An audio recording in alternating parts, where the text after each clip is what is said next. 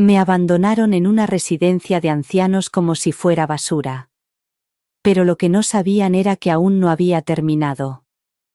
Antes de escuchar toda la historia, dale al botón de suscribirse y dime dónde lo estás viendo en los comentarios. Quiero saber dónde lo están viendo mis hermanas. Ahora déjame llevarte al momento en que todo cambió. El día que me llevaron, el cielo estaba gris, plano y feo. De esos que te oprimen el pecho como una mala noticia antes incluso de llegar. Debería haber sabido que algo iba mal. Karen había llamado esa mañana. La dulce sueca dijo que vendría con David y Luke para ayudarme a organizar algunas cosas. Ayudar. Debería haberlo sabido. Me senté a la mesa de la cocina. La misma en la que solía trenzarles el pelo, enseñarles matemáticas y servirles la tarta de cumpleaños. Incluso había preparado 4 tazas de café, como si fuera una reunión familiar. ¡Qué tonta! Llevaba mi jersey rosa, el que George siempre decía que me resaltaba el color de las mejillas. Recuerdo que me retocaba el pintalabios en el reflejo de la tostadora.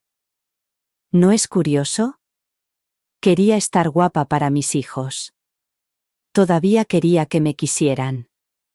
La puerta se cerró con más fuerza de la necesaria. Karen entró primero, enérgica y seria, con esa expresión tensa que siempre tenía cuando mentía. David la siguió, con el teléfono en la mano, sin levantar la vista. Luke entró el último, con unos papeles en la mano. No me gustó cómo se veían. Mamá, comenzó Karen. Hemos estado hablando. Así es como siempre empieza, ¿no? Cuando están a punto de destrozarte el mundo. Me lo explicó con el tono que se le da a un niño. Suave, condescendiente. Dijo que habían encontrado un lugar maravilloso para mí, un complejo turístico en Hill Country. Sonaba como un maldito anuncio de un balneario. Parpadeé, con el corazón latiéndome a toda velocidad, tratando de entender. No voy a ir a ningún sitio, dije con calma. Este es mi hogar. Luke carraspeó y empujó los papeles por la mesa. Mamá, estás olvidando cosas. Solo intentamos protegerte. ¿Protegerme de qué? De mi propia vida. Quería gritar, tirarles en la cara ese montón de traición. Pero en lugar de eso, bajé la mirada hacia mis manos. Las mismas manos que le habían preparado el almuerzo, le habían cosido los disfraces de Halloween, la habían abrazado cuando tenía fiebre y pesadillas.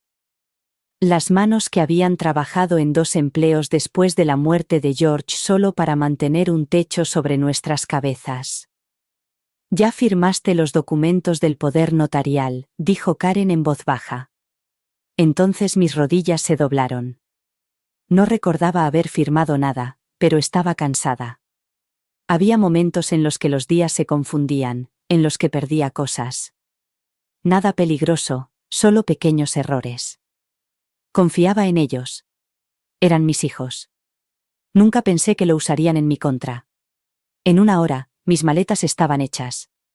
Ni siquiera me dejaron elegir qué fotos llevarme. Solo una maleta. Esta casa. Mi casa llena de recuerdos de amor, sudor y dolor. Me lo quitaron todo en una tarde. El trayecto hasta la residencia fue silencioso. David conducía. Karen estaba sentada a su lado, escribiendo en su móvil. Luke se quedó atrás conmigo, pero no me miró a los ojos. Ni una sola vez. Mamá, te va a encantar estar allí. Hay noches de bingo y películas, murmuró. Quería reírme o abofetearlo. No hice ninguna de las dos cosas. Llegamos a un complejo beige situado entre una gasolinera y una tintorería. No había árboles ni jardín, solo pavimento y paredes beige. Una mujer con bata salió con una carpeta. Sonreía demasiado. Lloré como una niña aquella primera noche. Me tapé la cara con la almohada para amortiguar el sonido. No lloraba por la habitación, ni por las sábanas frías, ni por la comida insípida. Lloraba porque habían dejado de verme como una persona. Para ellos, Solo era un obstáculo, una carga que había que trasladar. Pero déjame decirte algo. No soy de las que se quedan abajo. Me llevó unas semanas dejar de estar enfadada. Me mantuve tranquila, observé. Vi al personal, amable pero con exceso de trabajo. Vi a los demás residentes, fantasmas con chaquetas de punto, compañeros silenciosos en la sala de espera de la vida. Pero también vi algo más. Vi a Ruth. Estaba en la sala común jugando al póker con una enfermera, riéndose como una villana de una vieja película del oeste. «Te juegas el dinero del almuerzo en esta mano, nena», gritó, dando un golpe en la mesa con las cartas. Sonreí. Era la primera vez en semanas. Ella se dio cuenta. «¿Lo sabías?», me preguntó, inclinando la cabeza. «¿Tienes esa mirada de alguien que acaba de ser traicionado por su familia?». Me reí. Me reí de verdad. Y así, sin más, Ruth me atrajo hacia ella. Luego llegó Dee. Dulce como el azúcar, pero aguda como un alfiler. Había sido bibliotecaria en Vermont. Se daba cuenta de todo. Después llegó Maxine, dura, alta, con ojos que parecían haberlo visto todo y haber sobrevivido para contarlo. Resultó que había sido profesora de Derecho en un instituto de formación profesional antes de que una caída le rompiera la cadera. Empezamos a sentarnos juntas durante las comidas, luego en los partidos y, más tarde, por la noche en el salón, tomando té y contando historias. Una noche les conté lo que me había pasado, la traición, lo de mi casa. Maxine se echó hacia atrás y levantó una ceja. ¿Firmaste la escritura?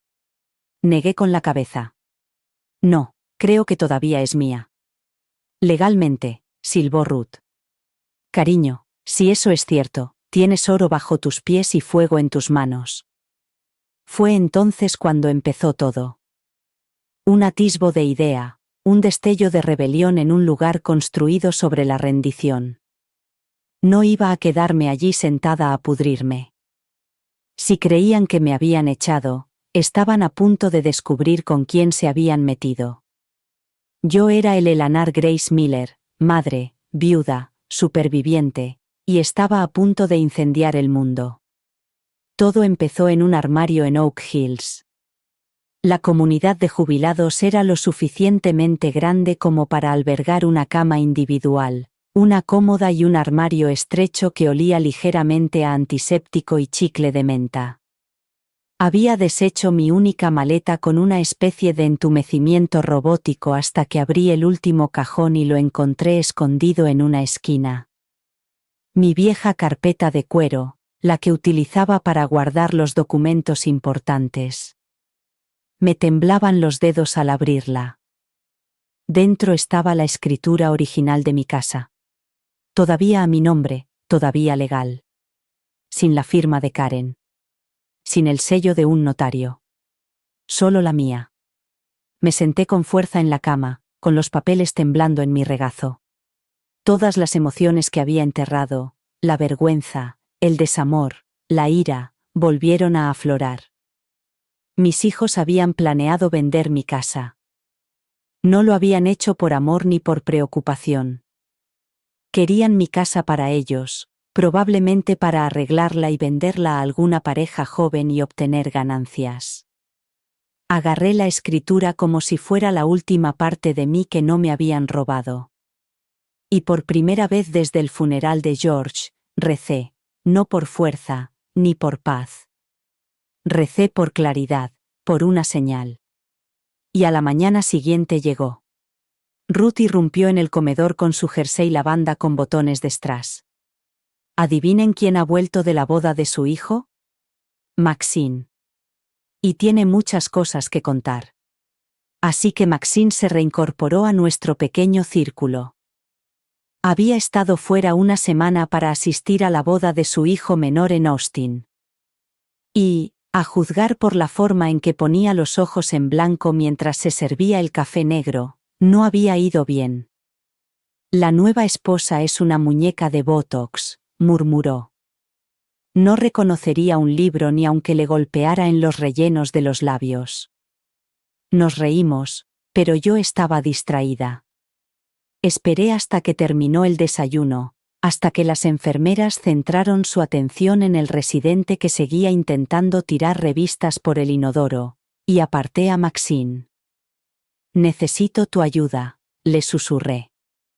Esa tarde, en la intimidad de la habitación de Maxine, tuvo un momento a solas. Por supuesto, siempre encontraba la manera. Extendimos los papeles sobre su escritorio. Miró la escritura, la copia de mi testamento y el poder notarial médico que ahora recordaba vagamente haber firmado después de una mala caída el año pasado. Justo después de que Karen viniera con comida china y un formulario urgente.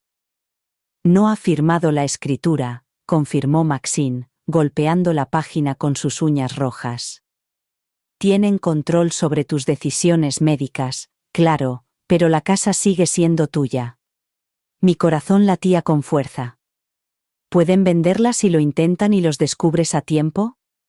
Number, pero si falsifican tu firma, añadió en voz baja. Apreté los dientes. Entonces tendré que venderla primero. Ella me miró como si me hubieran salido alas. ¿Hablas en serio? Quiero vender mi casa. Coge el dinero y vete de aquí.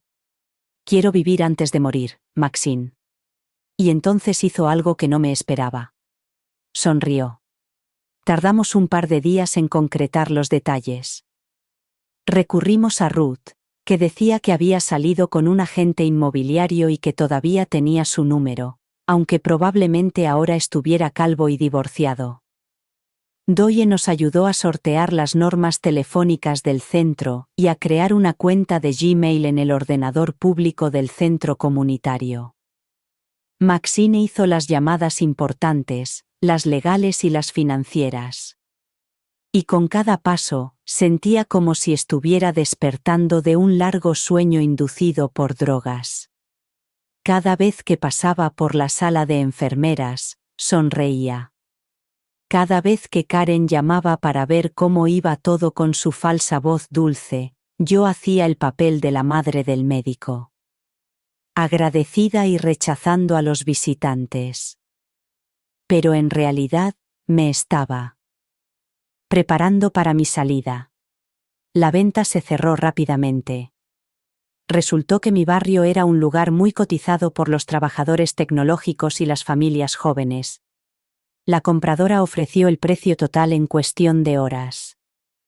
Ni siquiera tuve que conocerla. La transacción la gestionó el antiguo contacto legal de Maxine, Jack Winston, un anciano gruñón pero brillante que todavía le debía un favor de un caso. Y transferimos el dinero a una nueva cuenta a mi nombre. Doye me había ayudado a crearla online utilizando la red Wi-Fi pública del centro. No fue difícil. Nadie sospecha que unas ancianas estén tramando una revolución. Pero el último paso fue el más difícil. Tenía que escapar antes de que se enteraran. Elegimos un viernes por la noche. La mayoría del personal estaría distraído con la noche de bingo en la sala de recreo, y Ruth había sobornado a uno de los ayudantes más jóvenes con un frasco de perfume y una pizza para que se olvidara de hacer el control. Tenía una maleta pequeña, mi pasaporte, un itinerario impreso y 3 billetes de avión de ida. Dejé una nota en mi almohada. No me busques. Me he ido a buscar la vida que me robaste, Elaner. Fuimos al aeropuerto en silencio. Los 3 apretujados en un Uber con el aire acondicionado estropeado y un conductor que no hacía preguntas. Las luces de la terminal me parecieron el cielo. Tuve que morderme el labio para no llorar. Roma. Esa era nuestra primera parada. Un lugar que solo había visto en películas, con el que había soñado en silencio. Ahora era real. Cuando el avión despegó, miré por la ventana. Las luces de Texas brillaban abajo como las lágrimas que me negaba a derramar. No sabía qué pasaría después. No sabía cuánto tiempo duraríamos ni hasta dónde llegaríamos. Pero sí sabía una cosa. Me lo habían quitado todo. Ahora no tenía nada que perder. Y eso me convertía en la mujer más peligrosa del mundo. Roma olía a pan recién hecho, a piedra antigua y a algo dulce que no conseguía identificar. Quizá fuera la libertad, quizá la alegría, quizá la venganza. Era la primera vez que subía a un avión en más de 20 años. Tenía las piernas entumecidas, me dolía la espalda y no había pegado ojo, pero no podía dejar de sonreír. Ruth roncó a mi lado durante todo el vuelo, con la cabeza balanceándose como una paloma. Doye me cogió la mano durante el despegue y susurró todas las oraciones que se sabía, en inglés y en un latín que apenas recordaba. Maxine leía una novela de misterio en rústica y bebía zumo de tomate como si estuviéramos en un crucero, y no fugitivas en una misión de salvación. Aterrizamos en el rubor dorado de la mañana, con la ciudad eterna extendiéndose bajo nosotros como un sueño del que no quieres despertar. Calles empedradas, jardineras colgando de las ventanas, un hombre tocando el violín junto a una fuente. Dios mío, quería llorar. Nos registramos en una pequeña pensión en Trustev.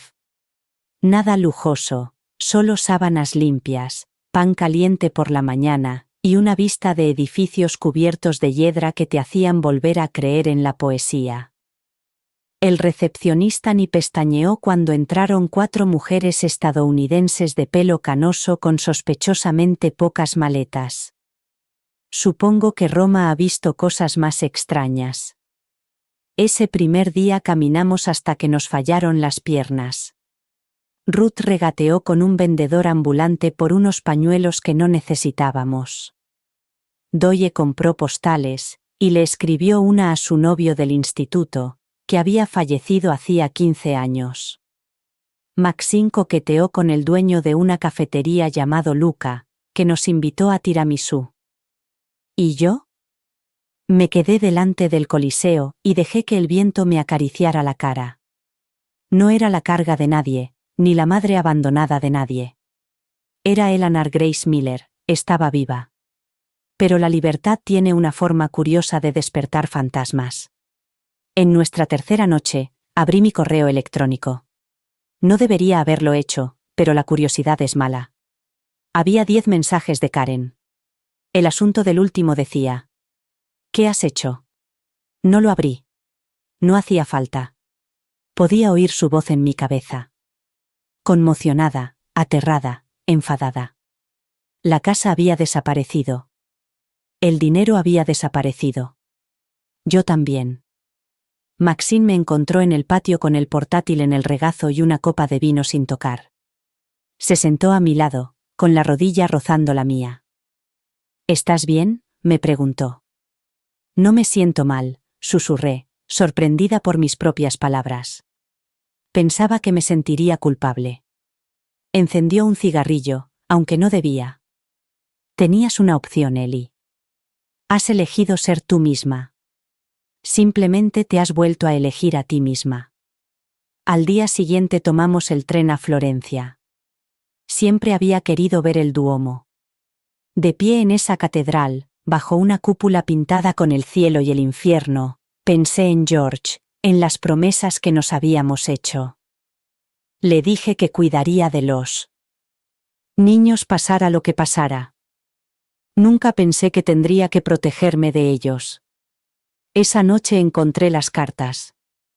Nos alojábamos en un pequeño apartamento de alquiler con el papel pintado despegándose y una cama que crujía.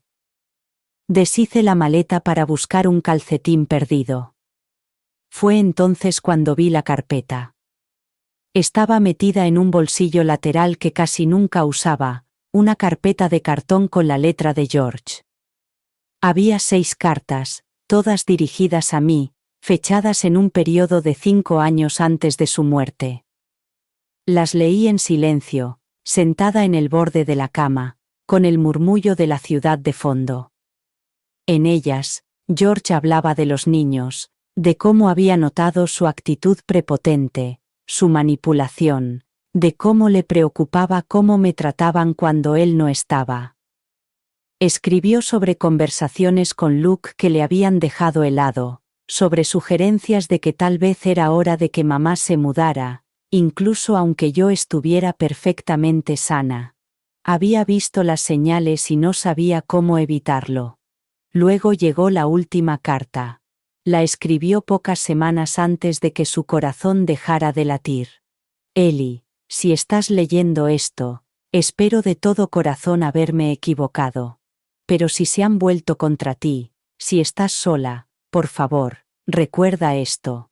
Tú vales más de lo que te han hecho creer. No dejes que te entierren antes de tiempo. Lucha con todas tus fuerzas. Siempre has sido más fuerte que yo. Lloré como una niña. Apreté la carta contra mi pecho y me balanceé en la cama. Su dolor y su amor me invadieron como un fuego. Él lo sabía. Incluso entonces lo sabía. A la mañana siguiente se lo conté todo a las niñas. Ruth fue la primera en hablar. Entonces vamos a armar un escándalo, dijo. Maxine se inclinó hacia mí. Conozco a un tipo que todavía tiene contactos en los medios. Contaremos tu historia. Todo. Doy asintió con los ojos muy abiertos. Lo haremos público. Abuso de ancianos, traición financiera. No eres la única, Ellie, podrías ayudar a otras personas. Y así, mi tranquila huida se convirtió en una misión. Volvimos a ponernos en contacto con Jack Winston, que nos ayudó a escribir la historia. La envió a una periodista amiga suya de Nueva York, Megan Luce, que tenía un podcast sindicado y un grupo de seguidoras de mujeres mayores ávidas de verdad. A los pocos días, Megan llamó. Quería volar para conocernos. Dijo que llevaba años buscando una historia como esta. Y mientras esperábamos, viajamos a Venecia, Niza, Lisboa. Dondequiera que íbamos, bailábamos, reíamos, tomábamos fotos que parecían sacadas de un calendario para abuelas alocadas. Y en el fondo, sabía que algo estaba cambiando dentro de mí. Ya no estaba simplemente sobreviviendo. Me estaba curando. Pero mientras estaba en una playa de Portugal, con el viento en el pelo y las olas lamiéndome los tobillos, mi teléfono vibró, un número que no reconocí, y lo cogí, esperando la confirmación de un hotel. En cambio, oí una voz que no había oído en años. Abuela. Casi se me cae el teléfono. Era Emily, mi nieta menor. Estaba llorando. Te he encontrado, dijo. Por favor, no cuelgues. El corazón me latía con fuerza en el pecho. Emily, sé lo que hicieron. Mamá y el tío Luke, vi las cartas, vi el podcast, solo quiero hablar contigo, por favor. Y, de repente, el suelo volvió a temblar. El pasado no había terminado conmigo, pero tampoco el futuro. No respondí de inmediato. La llamada terminó con una promesa. Le dije a Emily que necesitaba tiempo. Le dije que no estaba preparada. Me temblaba tanto la mano que casi se me cae el teléfono al océano Atlántico. Ruth tuvo que quitármelo y dejarlo en la tumbona mientras yo me quedaba allí paralizada, mirando el agua. Sonaba sincera. Doye me lo susurró más tarde, esa misma noche, mientras estábamos sentados en la terraza de nuestra pensión. El cielo de Lisboa se extendía sobre nosotros en tonos miel y azul. El sol se ponía en otro día perfecto. Y, sin embargo, el pasado había resurgido para encontrarme de nuevo. Esta vez con la voz de una niña a la que una vez mecí para que se durmiera. Ella sigue siendo una de ellos, dijo Maxine con firmeza. No te dejes engañar por una voz suave. Pero no podía dejar de pensar en ella. Emily había sido diferente, tranquila, observadora. Solía seguirme por el jardín cuando era pequeña, arrancando malas hierbas y haciéndome preguntas sobre los pájaros. Había guardado sus dibujos, sus cartas escritas con lápices de colores, y era la única que no había dejado de llamarme hasta que Karen me cortó toda relación con mis nietos. Ahora tenía 16 años, era casi adulta, quizá lo suficientemente mayor como para ver las cosas tal y como eran. O tal vez esto era otro truco, otra trampa. 2 días después recibí un mensaje de texto, solo una foto. Era mi antigua casa, pero no como yo la recordaba. El porche estaba despojado. Los rosales habían desaparecido. Las contraventanas que George y yo habíamos pintado de azul cielo un verano eran ahora de un beige apagado. Debajo había un único mensaje. La destrozaron. Lo siento. Me quedé mirando la foto durante mucho tiempo. Se me hizo un nudo en la garganta, como si me estuvieran estrangulando. No solo habían vendido mi casa. La habían destrozado. Habían borrado todo lo que yo había construido. Les enseñé la foto a las niñas. Ruth apartó la mirada. A Doy se le llenaron los ojos de lágrimas. Maxine se quedó mirándola y luego tiró el cigarrillo al viento. Es hora de hacerlo público, dijo. La entrevista con Megan Luce tuvo lugar en una tranquila cafetería con vistas al río Duro. Trajo su equipo de grabación en una sencilla mochila y no llevaba maquillaje. Se sentó con una calidez que parecía un abrazo y dijo: «Cuéntamelo todo». Y lo hice. Le hablé de los sacrificios, de las largas noches de turnos dobles, de los cumpleaños que había convertido en especiales con centavos y oraciones. Le conté la manipulación, las mentiras, la traición que se me había metido en los huesos. Le conté la noche en que me sacaron de mi casa como si fuera un mueble que ya no cabía en la habitación. Cuando terminé, Megan me tomó de la mano y me dijo: «No estás sola. No tienes idea de cuántas mujeres me han escrito con historias como la tuya, pero la tuya abrirá los ojos». Una semana después, emitió el podcast. Fue un éxito rotundo. Cientos de miles de descargas, mensajes de mujeres de todo el país, supervivientes de la misma traición, hijas que se arrepentían, hijos que habían visto a sus madres marchitarse en silencio. Me convertí en un símbolo, no porque quisiera, sino porque había sobrevivido. Al día siguiente, Karen me envió un mensaje. «¿Cómo te atreves?» Luke intentó llamarme 2 veces. David me dejó un mensaje de voz lleno de ira y amenazas veladas. Los borré todos. Pero entonces Emily me envió un correo electrónico. Me dijo que se había ido de casa, que se estaba quedando con su tía paterna, que no podía mirar a su madre sin escuchar mi historia en su cabeza. Quería verme, pero no en Texas. En cualquier lugar. «Por favor», escribió. «Solo quiero volver a verte». Maxine me advirtió. Ruth dudó. Doy me apretó la mano y me dijo: «A veces, sanar es abrir una puerta. Solo una vez más». Así que elegí el lugar. Savannah, Georgia, una ciudad que olía a magnolias y fantasmas.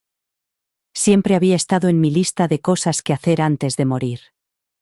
Volamos allí la semana siguiente. Emily estaba esperando en Forsyth Park, sentada en un banco bajo un roble cubierto de musgo. Se levantó cuando me vio, con los ojos muy abiertos y llenos de lágrimas. Se parecía a su madre, antes de que Karen se volviera fría. Pero había algo más en el rostro de Emily, algo crudo, algo que buscaba. «Hola, abuela», dijo. Mi voz casi se quebró. «Hola, cariño». Caminamos durante horas. Me hizo preguntas sobre George. Sobre mi infancia. Sobre el día en que me llevaron. Me dijo que había encontrado las cartas por casualidad cuando buscaba su certificado de nacimiento en el archivador de Karen. Me dijo que se había enfrentado a ellos y que Karen la había abofeteado. «No pude quedarme después de eso», me susurró. La miré, a esa mujer joven, todavía casi una niña, y algo dentro de mí se rompió.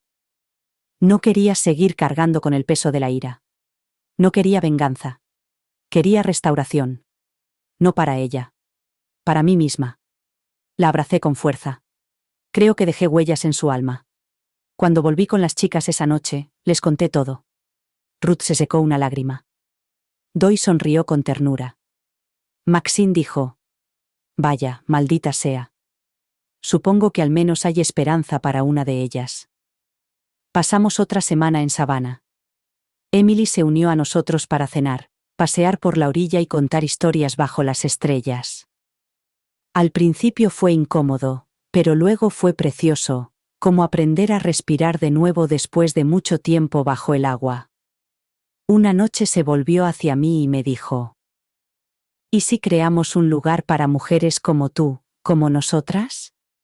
No le respondí de inmediato, pero a la mañana siguiente, mientras tomábamos café y gachas, le dije: «Lo construiremos». Aún no sabía cómo, pero tenía el dinero. Tenía el nombre, Eleanor Grace Foundation, y tenía una nieta dispuesta a luchar conmigo en lugar de contra mí. El pasado era una herida, pero el futuro, el futuro era un fuego esperando a ser encendido. La Fundación Eleanor Grace comenzó como una idea garabateada en una servilleta mientras tomábamos tortitas en un restaurante de River Street. Emily había dibujado estrellitas alrededor del nombre, con su letra aún temblorosa e insegura, como la de una niña. La mía era firme y recta, inflexible, como la vida me había hecho. No sabíamos por dónde empezar, pero teníamos la misión de proteger a mujeres como yo.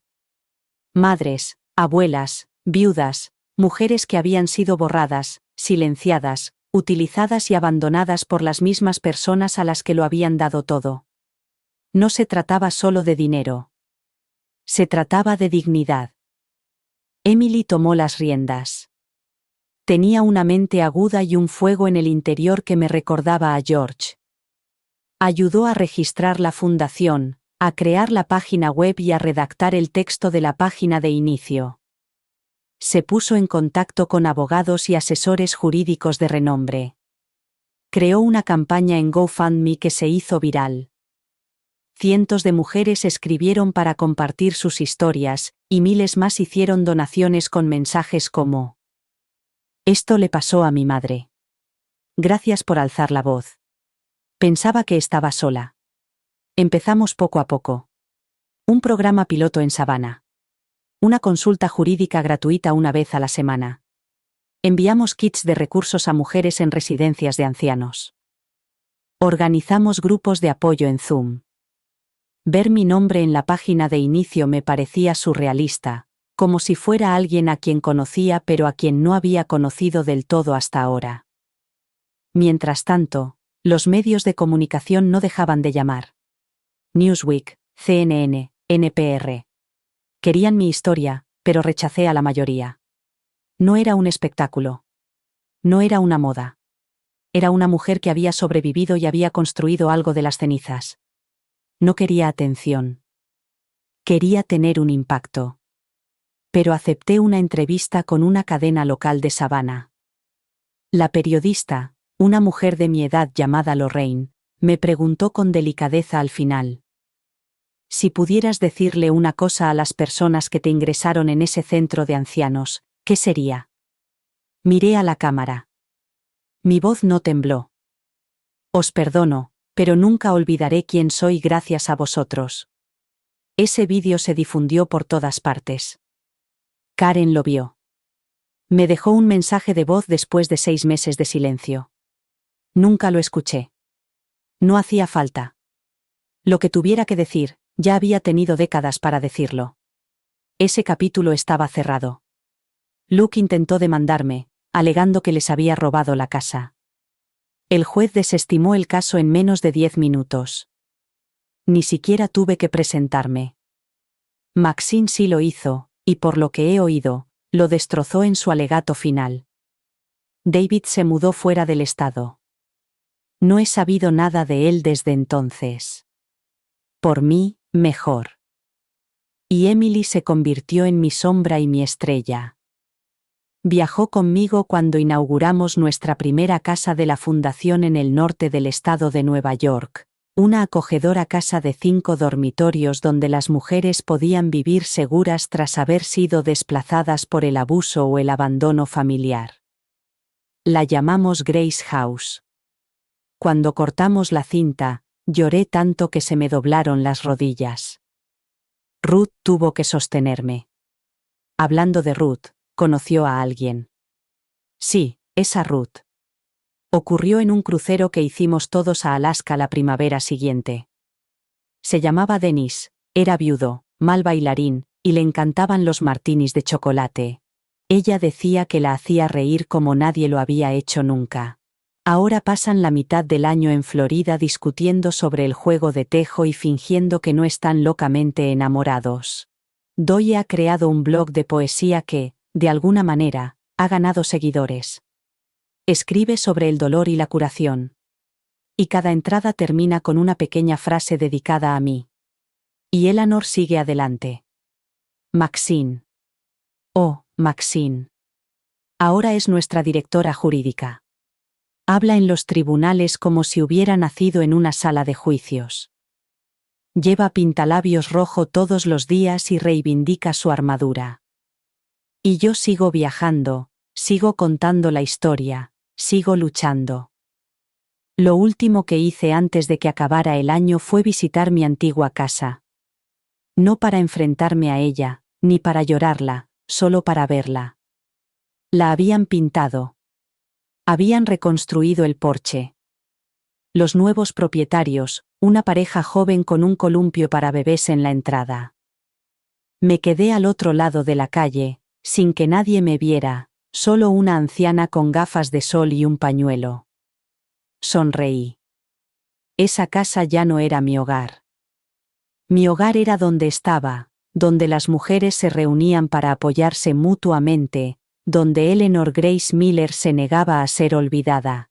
Y mientras me alejaba, una brisa sopló por la calle, trayendo el aroma de las rosas desde algún lugar cercano.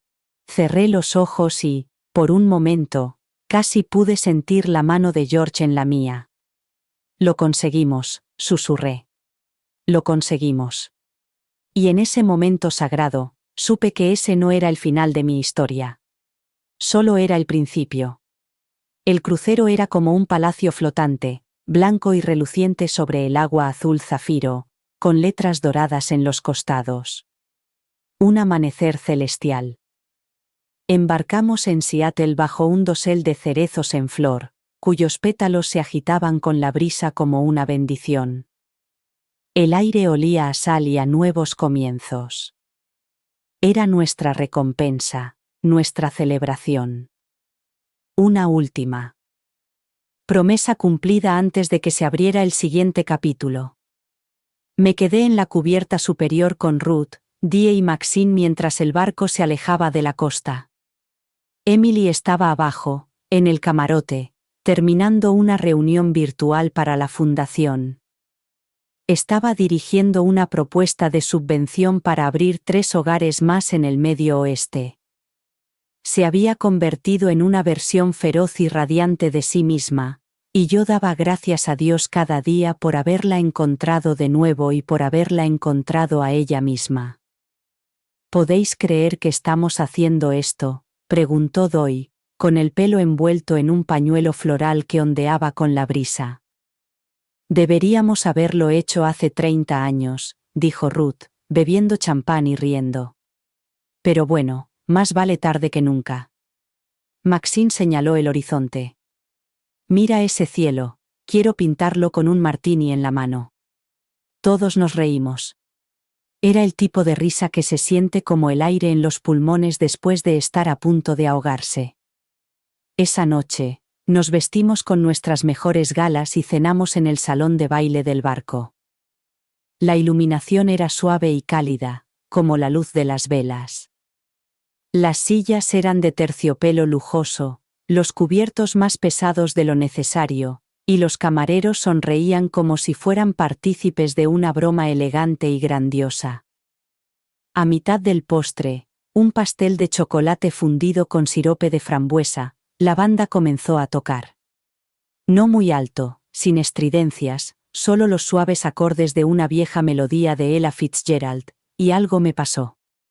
Me levanté. Quiero bailar, dije. Por primera vez en años quería bailar. Maxine levantó las cejas. Ruth sonrió radiante. Doy aplaudió en silencio, ya buscando su cámara. No había nadie con quien bailar.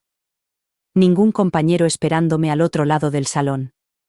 Solo yo, con un vestido azul marino que había comprado por capricho en Florencia, con unos zapatos que me apretaban y el corazón demasiado lleno.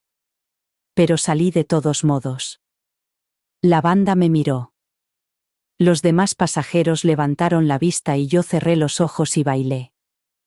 Me balanceé lenta y graciosamente al son de la música que me envolvía como un recuerdo. Bailé por todas las noches que lloré sola. Por todas las vacaciones que mis hijos olvidaron. Por todas las mujeres que se sentaron en una habitación estéril preguntándose si su vida ya había terminado.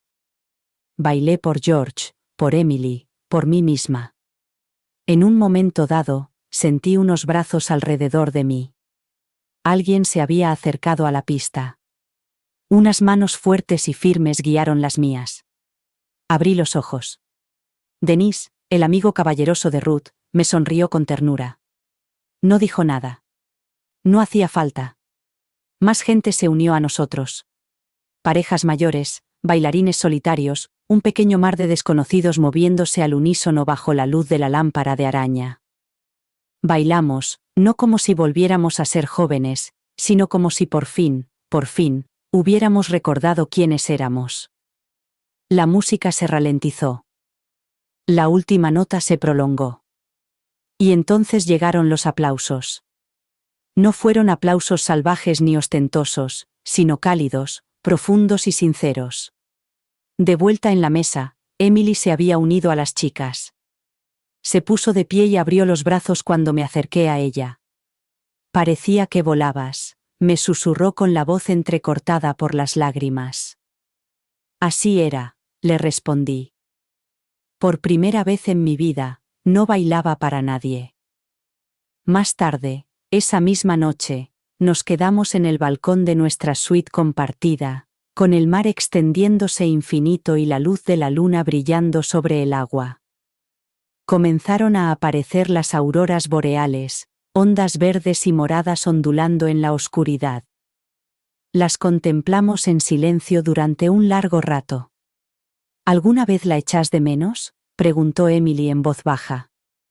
A mis hijos, respondió ella asintiendo con la cabeza. Respiré hondo. Echo de menos quienes creía que eran. Echo de menos la esperanza, pero no el dolor. Ella asintió y apoyó la cabeza en mi hombro. Siento que te hicieran daño. Le besé la coronilla. Tú no me hiciste daño. Y estás ayudando a arreglar lo que ellos rompieron. Es más de lo que jamás hubiera soñado. El cielo bailaba para nosotros. El agua susurraba nuevos comienzos. Y yo estaba allí, sin ser una víctima, ni siquiera una superviviente. Era Eleanor Grace Miller, madre, abuela, fundadora, luchadora. Y en ese momento supe que por fin había vuelto a casa. No a un lugar, sino a mí misma. Llegamos a Juneau justo cuando el sol comenzaba a ponerse detrás de los picos helados, proyectando una luz dorada sobre la proa del barco. El puerto estaba tranquilo, con suaves olas rompiendo contra el muelle mientras pisábamos tierra firme, envueltas en varias capas de ropa, con el aliento formando volutas en el frío aire de Alaska. Los demás decidieron explorar las tiendas locales y probar unas patas de cangrejo. Emily y yo tomamos otro camino. Reservamos una pequeña excursión en helicóptero, algo que nunca habíamos hecho antes. Ninguna de las dos soportaba bien las alturas. Pero esa era la gracia. Quiero ver el mundo desde arriba, le dije. Por una vez, la piloto, una mujer llamada Sam con una voz grave y la calma de alguien que ha visto tormentas de cerca, nos ayudó a sentarnos. Emily me agarró la mano cuando los rotores comenzaron a girar. Sonreí como una tonta. Nos elevamos hacia el cielo y el mundo debajo de nosotros comenzó a encogerse. Juno se convirtió en una ciudad en miniatura dentro de una bola de nieve. Las montañas se abrieron, blancas y salvajes. Los glaciares se agrietaban y brillaban como ríos de cristal antiguo. Sobrevolamos uno de los glaciares más grandes, y el sol se abrió paso entre las nubes, convirtiendo el hielo en algo casi sagrado. Nunca había visto nada tan vasto, tan virgen. Me hizo sentir pequeño, pero no en el mal sentido, sino de una forma hermosa e impresionante, como si todo lo que había soportado fuera el preludio de este momento. Me alegro de que no te rindieras, dijo Emily en voz baja a través de los auriculares. Me volví hacia ella, con los ojos llenos de lágrimas. Estuve a punto de hacerlo, ¿sabes? Pero entonces me llamaste. Me apretó la mano. Creo que tú también me salvaste.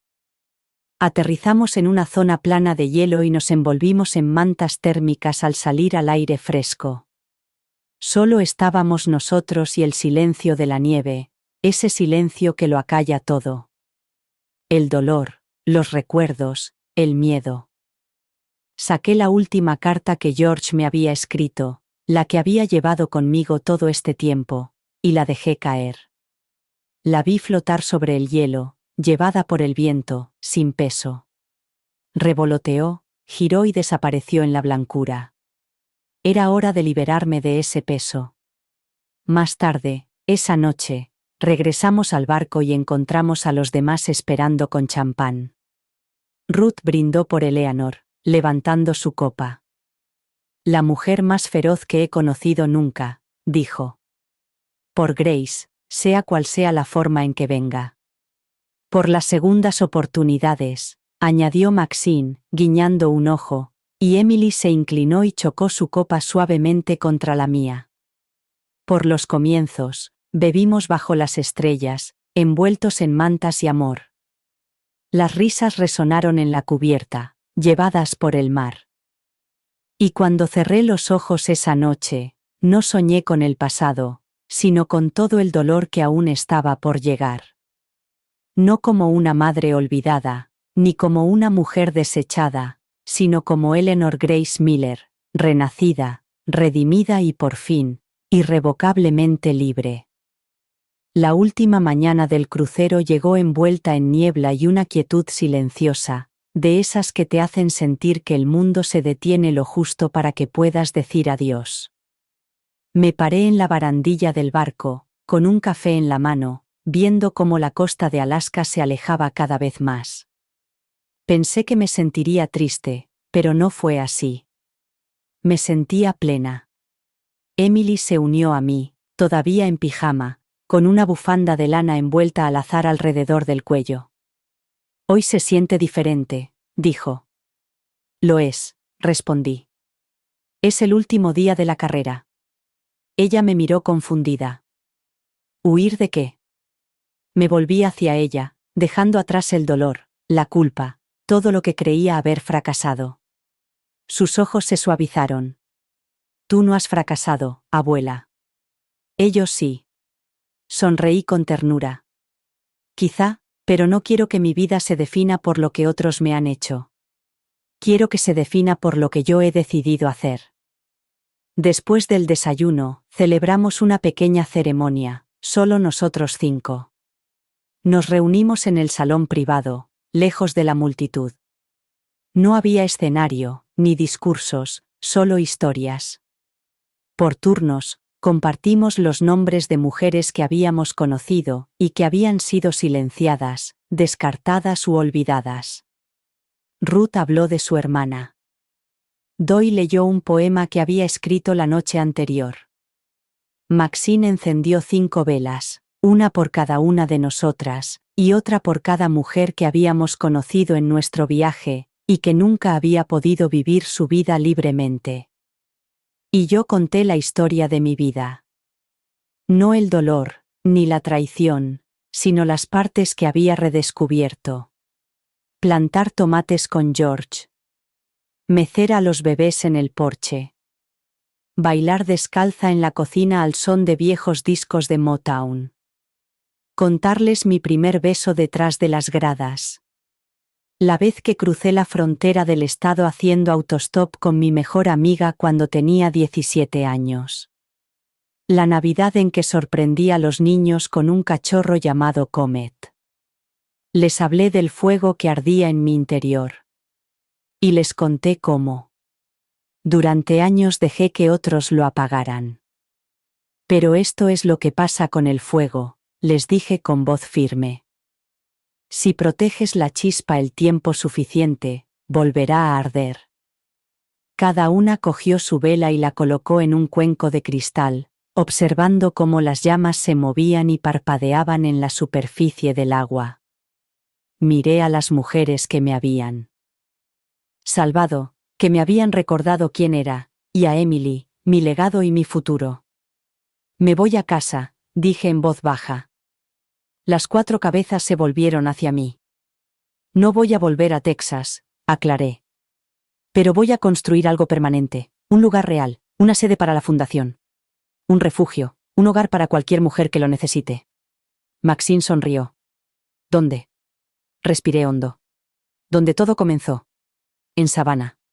Todas asintieron. Tenía sentido. Siempre lo había tenido. 6 meses después, Grace Haven abrió sus puertas.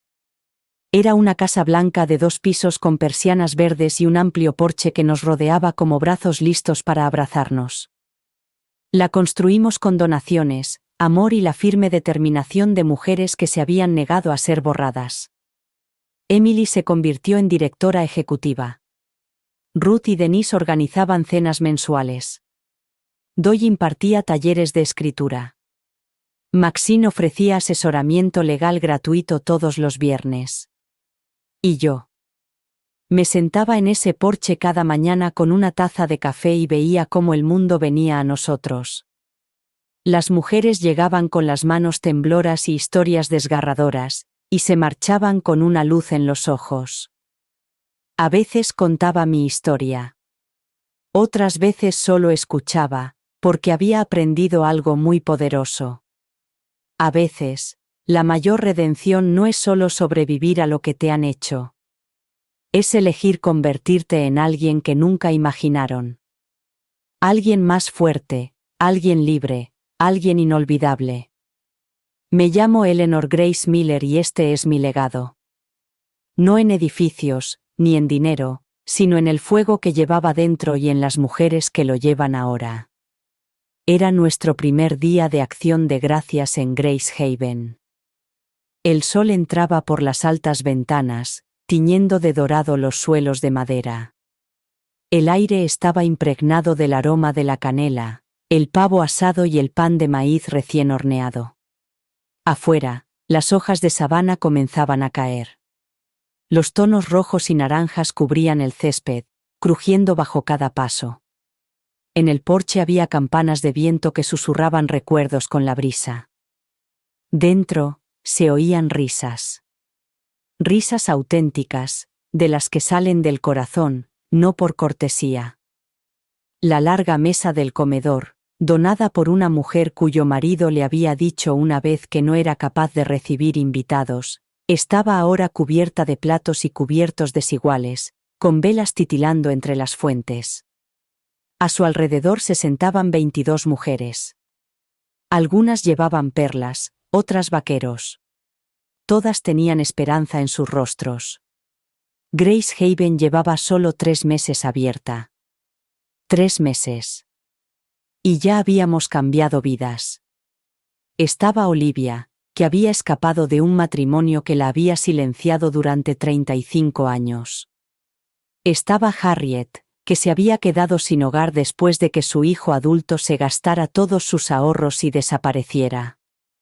Estaba Rosa, que a los 71 años había aprendido por fin a leer y ahora dejaba notas adhesivas por toda la casa con palabras que le gustaban, como luz y comienzos suaves.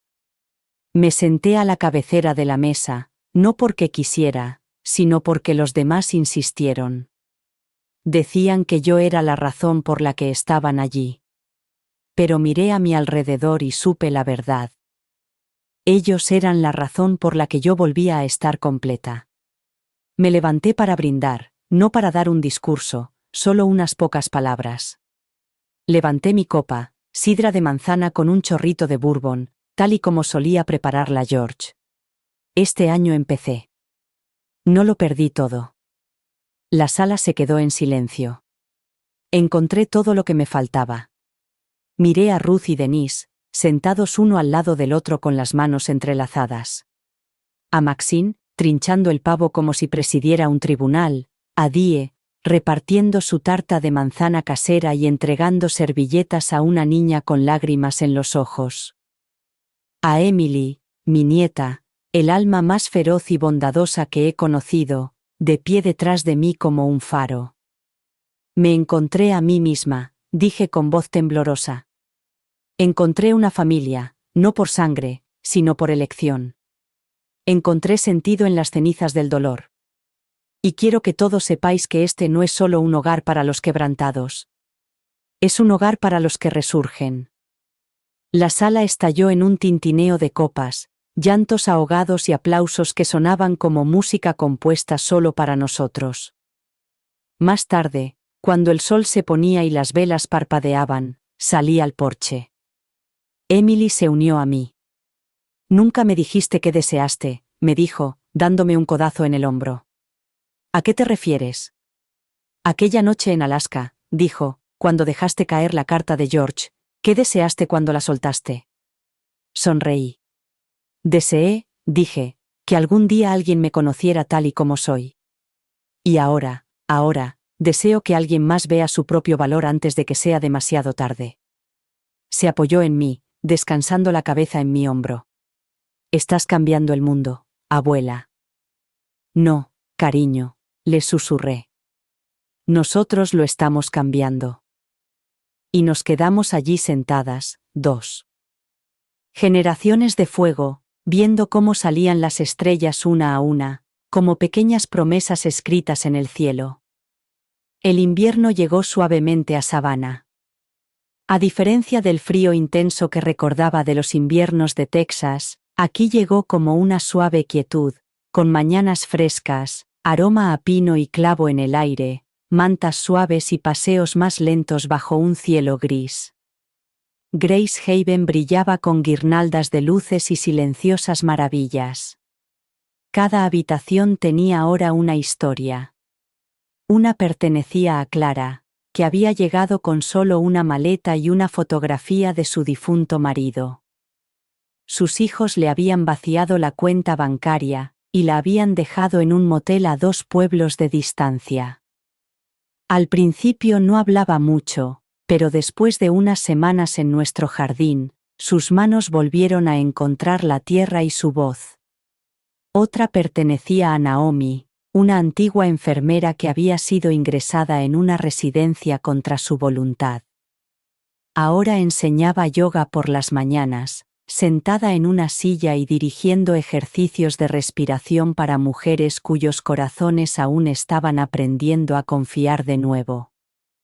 Cada vez que llegaba alguien nuevo, me veía a mí misma.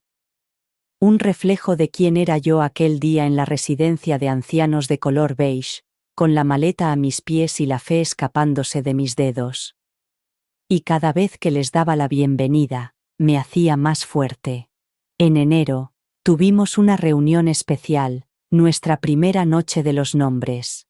Fue idea de Doye y fue precioso. Nos pusimos en círculo, cada una con una velita, y dijimos el nombre de una mujer a la que queríamos honrar. Una madre, una amiga, una versión de nosotras mismas que habíamos dejado atrás. Cuando me tocó, simplemente dije: Eleanor Grace Miller, la que se quedó en silencio durante demasiado tiempo. Y prolongué ese silencio. No por dolor, sino por respeto. Esa mujer, esa versión de mí misma, también merecía ser recordada. Ella siguió adelante cuando nadie le dio las gracias. Amó incluso cuando le dolía y, finalmente, se levantó cuando más importaba. Después de la ceremonia, Emily me encontró en la cocina, con lágrimas secándose en las mejillas. Quiero escribir un libro, me dijo. Sobre ti. Sobre todo esto, me reí.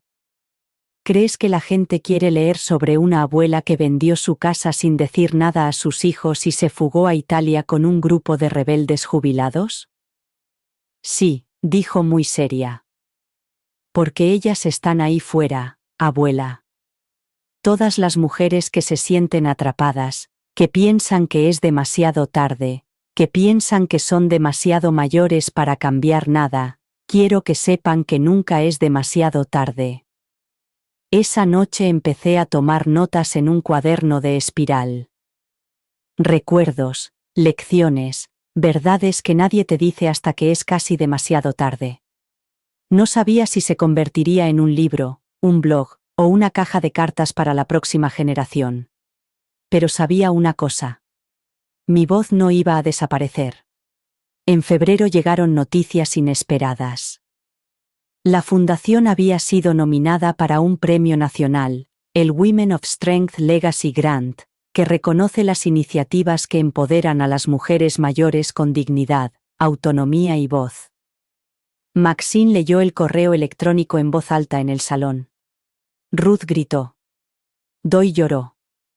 Emily me hizo bailar alrededor de la mesa de café. Una semana después, el equipo de noticias local volvió para grabar un reportaje. Esta vez no solo me entrevistaron a mí. Entrevistaron a todas, a las mujeres de Gracehaven. Cada una contó su historia y la cámara capturó algo que las palabras no pueden expresar. Su poder. Cuando se emitió el reportaje, recibimos más de 3.000 correos electrónicos en 48 horas. 3.000 mujeres pidiendo ayuda. Hijas que intentaban ayudar a sus madres. Abuelas preguntando si había un Gracehaven cerca de ellas. Estábamos abrumadas. Y entonces nos decidimos. Empezamos a expandirnos. Abrimos otro hogar en Asheville, otro en Michigan y tenemos previsto abrir un tercero en Oregón este otoño. Y durante todo ese tiempo, mantuve mi ritual matutino. Café en el porche, un cuaderno en mi regazo, una oración silenciosa en mis labios. Ya no por justicia, sino por la alegría, por la vida que nunca pensé que tendría. Y de vez en cuando, veía a una mujer subir por nuestro camino por primera vez, con los hombros encogidos y la mirada recelosa, y me levantaba para recibirla. Le cogía la mano y le susurraba lo justo para que su corazón pudiera oírme. No estás perdida. Solo estás empezando.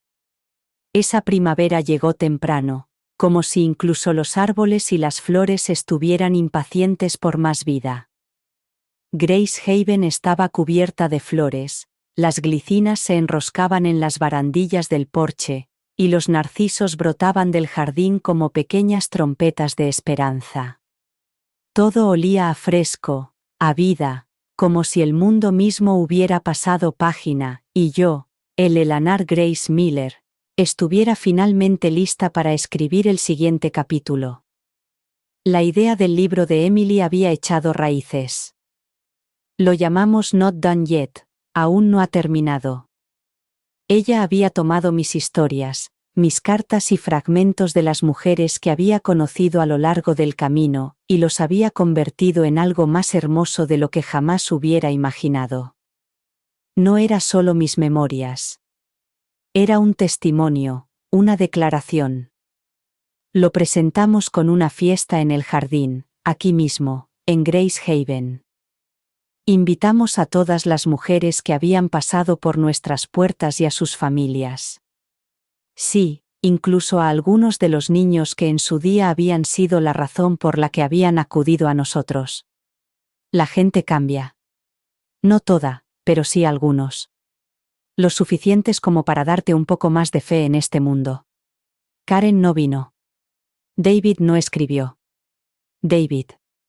Luke envió un mensaje amargo a través de un abogado diciendo que el libro lo difamaba. No respondimos, pero los padres de Emily, su padre y su madrastra, vinieron y trajeron flores. Gracias, me dijo su padre en voz baja. Por devolvernos la más fuerte. Esa noche, después de que los invitados se hubieran ido, después de que se apagaran las luces y se apilaran los platos de la tarta en el fregadero, me senté de nuevo en el porche. La misma silla, la misma taza, las mismas estrellas sobre mi cabeza, y finalmente me permití recordar todo. No solo el dolor, sino también el amor.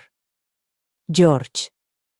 Los bebés que había tenido en brazos, el hogar que una vez había tenido, el silencio que había soportado, la lucha que había encontrado, y el legado que había construido con mis manos desnudas y maltratadas. Maxine se unió a mí, con una manta sobre el regazo. Ruth y Denise nos dijeron buenas noches desde su pequeña cabaña al otro lado del patio. Doy ya estaba dentro, trabajando en un nuevo poema sobre recuperar la juventud. Maxine me dio un codazo en el brazo. Lo has conseguido, ¿sabes? ¿Qué he conseguido? Has reescrito el final. La miré, con los ojos llenos de la paz que solo se siente después de la tormenta. No, susurré. Solo has empezado a decir la verdad, se rió, con esa risa ronca y sin sentido que nos había ayudado a superar lo peor. Y en ese momento, lo sentí. Ya no estaba esperando, ni a que me eligieran, ni a que me escucharan, ni a que me vieran, estaba plenamente aquí, y para todas las mujeres que alguna vez se han sentido pequeñas, que alguna vez han sido apartadas, silenciadas u olvidadas, dejé estas palabras grabadas, no en piedra, sino en los corazones de todos aquellos a quienes tocamos. No eres demasiado mayor, no es demasiado tarde, no estás acabada, y yo tampoco. El día que llegó la carta del premio, estaba en la cocina haciendo barritas de limón con Emily. La luz del sol entraba por las ventanas, cálida y melosa, reflejándose en el polvo de flores que flotaba en el aire. Nos reíamos. Dios se reía de algo ridículo que Ruth había dicho el día anterior. De cómo se le habían volado las dentaduras postizas por la mitad de la mesa durante una acalorada partida de Scrabble. Y entonces llegó el correo. No era nada elegante, solo un sobre de color crema con nuestros nombres cuidadosamente escritos en la parte delantera. Eleanor G. Miller y Emily Grace Weston, Fundación Eleanor Grace. Emily lo abrió primero. Le temblaban las manos y me lo entregó sin decir nada. Lo cogí, con el corazón lento y pesado, y leí. Enhorabuena. Se le ha concedido la beca Legado de Mujeres Fuertes en reconocimiento a su incansable labor para empoderar a las mujeres y devolver la dignidad a aquellas que han sido olvidadas durante demasiado tiempo. Le honramos con una dotación vitalicia para que continúe y amplíe su misión. Me dejé caer en la silla más cercana. No por el dinero, aunque Dios sabía que nos ayudaría a construir 3 refugios de gracia más antes de fin de año. Fueron las palabras, te honramos. Nadie me había dicho eso antes. Emily se arrodilló a mi lado, con el rostro radiante. Tú lo has conseguido, me dijo. Tú has creado este mundo. No, susurré.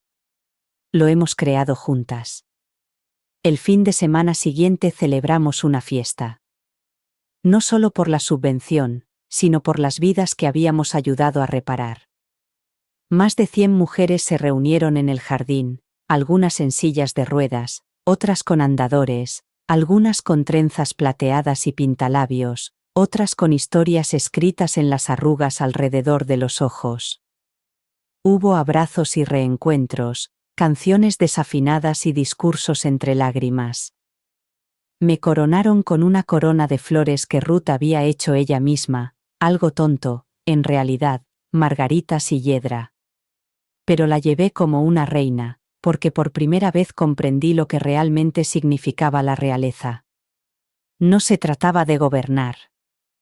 Se trataba de levantarse. Esa noche, después de que se apagara la última linterna y los Invitados se hubieran ido a la cama, me senté sola en mi habitación. El certificado del premio estaba sobre la mesa a mi lado. Junto a él estaba la última carta de George, la copia que había impreso y enmarcado, metida en una esquina con una foto de nosotros el día de nuestra boda, jóvenes, con los ojos brillantes, ajenos al mundo que nos esperaba. Y, por primera vez en mi vida, le hablé en voz alta. Lo conseguí, George. Tenías razón. Era más fuerte de lo que jamás había imaginado. Mi voz se quebró, pero no estaba sola. Un suave golpe en la puerta me interrumpió. Emily asomó la cabeza. Lo siento, dijo. Solo quería darte las buenas noches. Ven, siéntate, le dije, dándole una palmadita en la cama a mi lado. Se acurrucó como cuando era pequeña, con la cabeza apoyada en mi hombro. Estoy orgullosa de ti, le dije. Yo también estoy orgullosa de ti, susurró. Has convertido las cenizas en luz. Nos quedamos allí sentados. No hacía falta decir nada. El silencio entre nosotros lo llenaba todo lo sagrado. Y cuando finalmente se marchó, me quedé de pie junto a la ventana, mirando al jardín donde tantos habían sido sanados, donde yo había sido sanado. Y me di cuenta de algo. Aquello no era una segunda oportunidad en la vida. Era la vida que siempre había merecido. Y con la luna brillando en lo alto y la primavera en el aire, cerré los ojos y sonreí porque por fin había vuelto a casa. No a una casa, sino a mí mismo. Gracias por escuchar. No olvides suscribirte y no dudes en compartir tu historia en los comentarios. Tu voz importa.